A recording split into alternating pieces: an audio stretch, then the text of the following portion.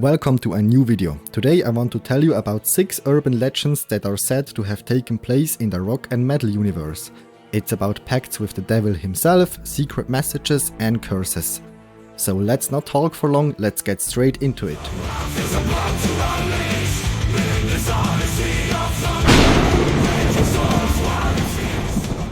When Corona started, we all asked ourselves the question, why the hell is a guy in Wuhan eating a bat? We have to stay in our apartments just because of him.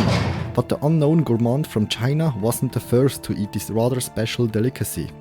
One of the founding fathers of heavy metal ate bat back in 1982. We are of course talking about Ozzy Osbourne. Even if Ozzy did not trigger a pandemic, the case caused quite a turmoil. But what has actually happened? Seated by his infamy. Evidently threw an unconscious bat on the stage, and he thought it was a rubber bat. Perhaps the Prince of Darkness is to blame for Corona after all. The bats could have developed Corona as a revenge for the incident. All joking aside, even if he could be blamed, it was probably not intentional. A fan had thrown an unconscious bat onto the stage at the time. Why would you bring a live bat to a concert is the real question in this case. Anyways, Ozzy thought the animal was some kind of toy and made out of rubber. And because Ozzy is Ozzy, he bit it. Even though the incident was undoubtedly good promo, he probably regretted it at the time. He had to take rabies injections for 3 weeks. He commented, "Everyone hurts like a bastard." Pam Culver, the head nurse at the hospital where Ozzy was treated, also became the focus of the media attention as a result of the bite. She said afterwards, "For a week that was probably 50% of my job. People wanted to know how much did it cost to do that, and did it hurt, and how many shots did he have to have, what part of his body did we have to attack."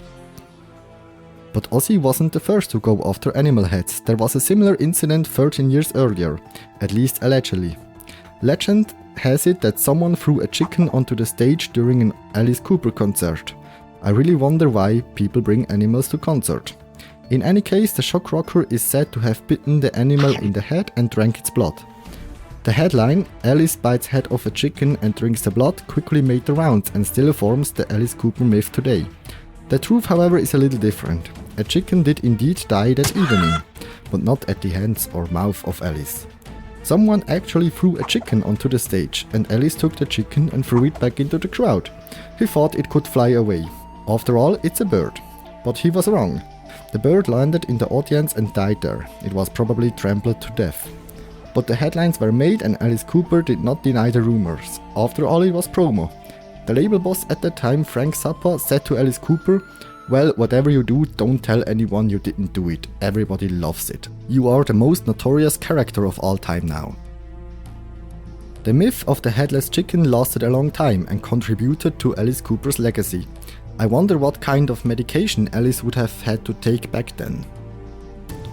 But enough about crazy lunatics who eat live animals. The next legends are a certain number. More precisely, the number of the devil.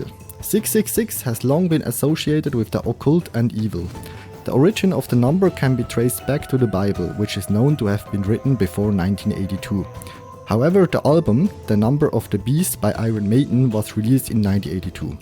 The album is supposedly cursed, but first things first. Maiden caused a veritable panic among well-behaved churchgoers with the album. Steve Harris was inspired to write the title track by a nightmare after watching The Exorcist and The Omen. Combined with the album cover, this was enough for Maiden to be seen as a satanic band. The album was publicly burned and some groups used hammers fearing demonic fumes that could be released by burning. But the burning of literature since 1993 had a strange aftertaste.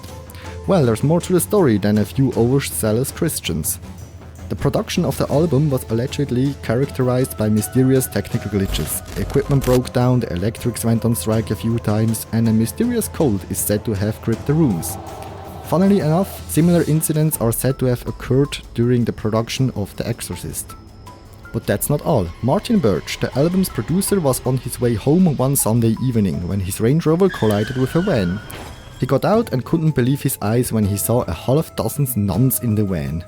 The driver of the van falls to his knees and begins to thank God that no one was hurt. Martin Birch then does what you do after a car accident, he takes the Range Rover to the garage. But when he sees the bill for the repairs, he is astonished. £666. According to the legend, Birch refused to pay the bill and paid a few pounds more to avoid having to pay the diabolical amount. Let's move on from one cursed album to the next supposedly cursed one. Slayer has been the subject of rumors and speculation about satanic works for ages. There is a story about the album Rain in Blood in particular. Apparently the band is said to have made a pact with the devil to push the success of the album. The rumors probably come from the fact that Slayer's music has always been about fear, blood and Satan. In addition, the label wanted to put a stop to the album because of the song Angel of Death. Rain in Blood is burnt rage on a sound carrier, so you can get the idea that the devil has a hand in it. And so we come to the last legend that revolves around Led Zeppelin's Stairway to Heaven. The title of the song doesn't suggest anything sinister. Stairway to Heaven doesn't really sound occult. But the song is a stroke of a genius, because if you play a passage backwards, a different picture emerges.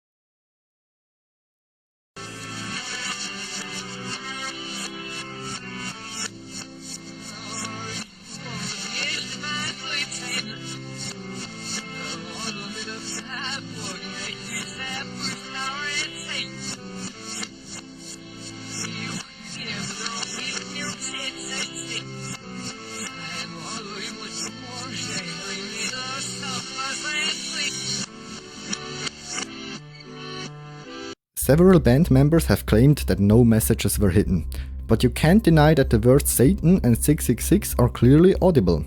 I have checked this myself with my video editing program and all YouTube clips are correct and have not been distorted.